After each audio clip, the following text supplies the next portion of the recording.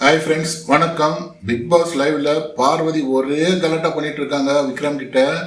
அதாவது விக்ரமை பார்த்தீங்கன்னாக்கா ஒரு 1/4 மணி நேரம் 1/2 மணி நேரத்துக்கு வச்சு செய்கிறாங்க. பார்வதி வன்மத்தை கொட்டுறாங்கன்னு தான் சொல்லணும். ஏன்னா விக்ரம் பார்த்தீங்கன்னாக்கா அந்த வீடு ஃபுல்லாக பெருக்கிறாரு, க்ளீன் பண்ணிட்டே இருக்காங்க. எப்போ பார்த்தீங்கன்னாக்கா பிக் பாஸ் ஒரு ஷார்ட் காமிச்சிட்டே இருப்பாங்க. அந்த வீடு கிளீனிங் டீம் அந்த வீடை க்ளீன் பண்ணுற பொசிஷன் அவருக்கு வந்துச்சுனாக்கா எப்போ பார்த்தாலும் அவர் க்ளீன் பண்ணிகிட்டே இருப்பார். எப்போ பார்த்தாலும் அந்த ஷார்ட்ஸ் காமிச்சிட்டே இருப்பாங்க நம்மளுக்கு.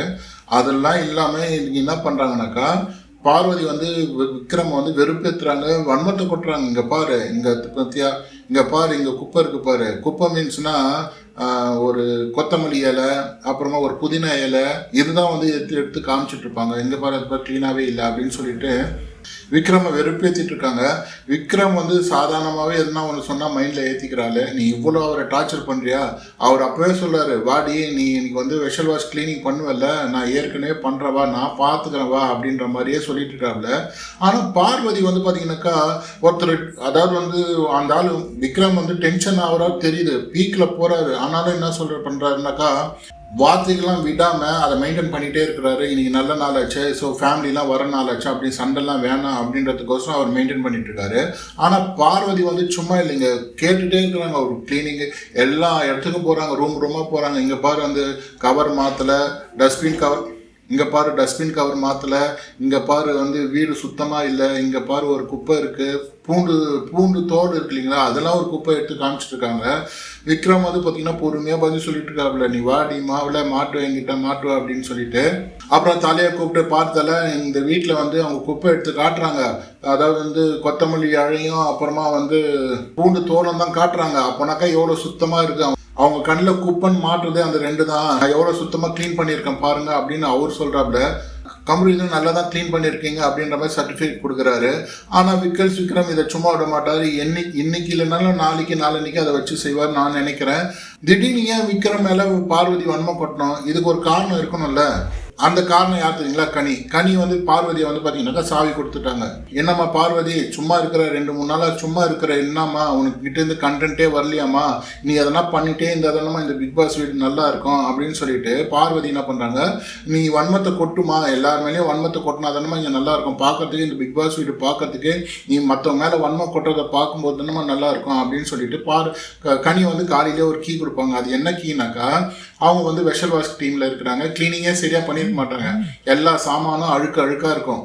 இத்தனைக்கும் நேற்று நைட் கமருதீன் தான் பாதி சாமான கழுவி வச்சுட்டு போவாப்புல. அவருக்கு பிக் பாஸ் முடிஞ்சவொடனே எல்லாருக்கும் ஒரு பேர் வச்சு கொடுப்பாங்க இல்லையா, அவார்டு கொடுப்பாங்க இல்லையா, அந்த மாதிரி கமருதீனுக்கு பார்த்தீங்கன்னாக்கா வெஷல் வாஷ் கிங் அவார்டு அப்படின்ற மாதிரி எதனா ஒன்று கொடுக்கலாம்.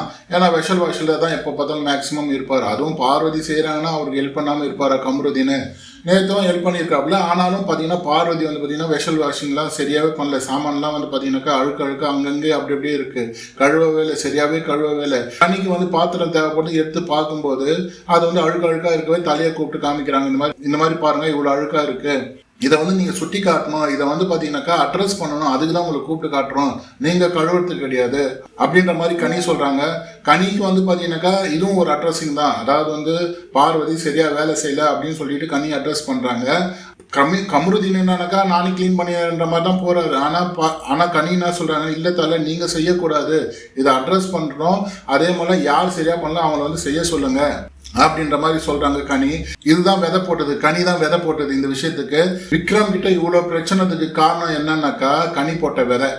எப்படி வேலை செய்து பார்த்தீங்களா? அதாவது கனியும் விக்ரமும் ஃப்ரெண்ட்ஸு, ஸோ எங்கே அடித்தா எங்கே வலிக்கும் அப்படின்ற பிளானில் பக்காவாக ஸ்கெட்ச் போட்டு வன்மத்தை கொட்டிட்டு இருக்காங்க. கொஞ்சம் ஃப்ரீயாக ஜாலியாக பேசலாங்க, ஒன்றும் தப்பு இல்லை. கனி கூட பார்த்தீங்கன்னாக்கா அட்ரஸ் பண்ணாங்க, வேலை சரியாக செய்யலை, ஒழுங்காக செய்ய சொல்லுங்கன்ற அட்ரஸிங்க. நீ இந்த மாதிரி இப்போ கூட இருந்துக்குன்னு வேலை செய்யும் போதெல்லாம் கூட இருந்துக்குன்னு இந்த மாதிரி வேலை செய்யலை, இங்கே பாரு ஒரு குப்பை இருக்குது, இவ்வளோ கேவலமாலாம் கனி இப்போ பார்வதி டார்கெட் பண்ணல, வன்மத்தை கொட்டல. ஆனால் பாருங்கள், விக்ரம அடித்தா கனிக்கு வலிக்கும் அப்படின்ற ஒரு கான்செப்ட்னால விக்ரம பார்த்தீங்கன்னா அவர் செஞ்ச வேலை, அதுவும் பக்காவாக வீடு க்ளீன் பக்காவாக பண்ணியிருக்கிறாப்புல. சாத்துக்குடியினுடைய அந்த சாத்துக்குடியினுடைய கொட்டை, அப்புறமா வந்து பூண்டினுடைய தோல், இப்படி தான் அங்கங்கே சதுரி கிடக்குது. அதுவும் 1-2 தான், ரொம்பலாம் இல்லை. அதுவே அவங்க பார்த்தீங்கன்னா பெரிய விஷயமா பேசிட்டு இருந்தாங்க. பாருபா கிளீனிங் டீமே சரியா பண்ணல பாருபா அப்படின்னு சொல்லிட்டு. ஆனால் விக்கல்ஸ் டென்ஷன் ஆயிடுச்சு. இதை வச்சு ஒரு பிளான் பண்ணுவாப்புல விக்கல்ஸ். இன்னைக்கு வேற அவங்க அம்மா வராங்க. அவங்க அம்மா வந்து என்ன பண்ண போறாங்க, பிக் பாஸ் நினைச்ச மாதிரி கண்டென்ட் கொடுப்பாங்களா இல்லை புஷ்ஷுன்னு போயிடுமா, பொறுத்து இருந்து பார்க்கலாம். லைவ் அண்ட் ப்ரோமோல உங்களை மீட் பண்றேன். அடுத்த வீடியோவில் உங்களை சந்திக்கிறேன். நன்றி மக்களே. நம்ம சேனலை சப்ஸ்கிரைப் பண்ணுங்க, லைக் அண்ட் ஷேர் பண்ணுங்க, கமெண்ட் பண்ணுங்க.